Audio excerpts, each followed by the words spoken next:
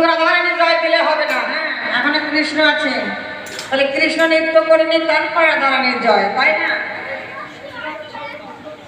তো শোনো সামনে কর, শুধু আমাদের রাধারানীকে নৃত্য করালে হবে না, তোমাকেও কিন্তু নৃত্য করতে হবে। হ্যাঁ তাহলে সবাই ওঠো, তোমাকে কিন্তু নৃত্য করতে হবে। সবাই ওঠো। বলিও শ্যাম তোমাকে নাচতে হবে, দিন যাবে না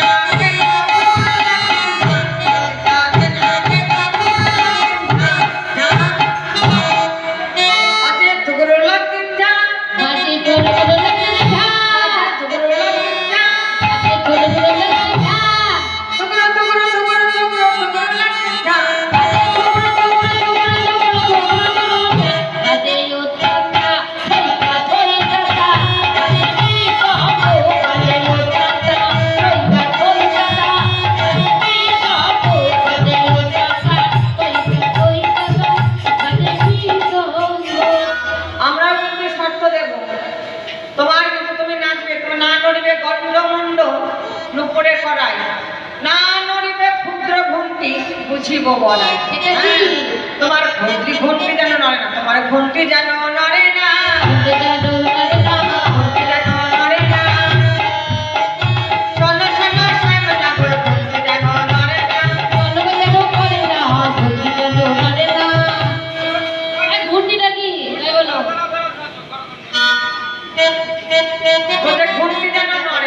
হ্যাঁ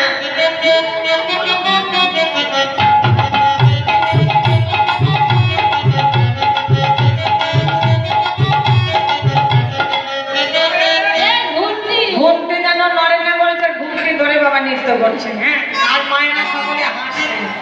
ওমা ঘুমটি কি জানো, গোপাল যখন ছোট ছিল মা দশমতী কোমরে একটা ঘুমটি বেঁধে দিয়েছিলেন।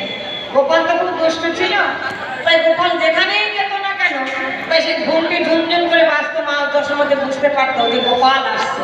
হ্যাঁ তবে তোমার ঘুমটি যেন নড়ে না। হ্যাঁ বলে বেশ, তাহলে আমার সামনে নৃত্য করো। কে নাচবে আসুন, ওঠো ওঠো ওঠো সব ওঠো।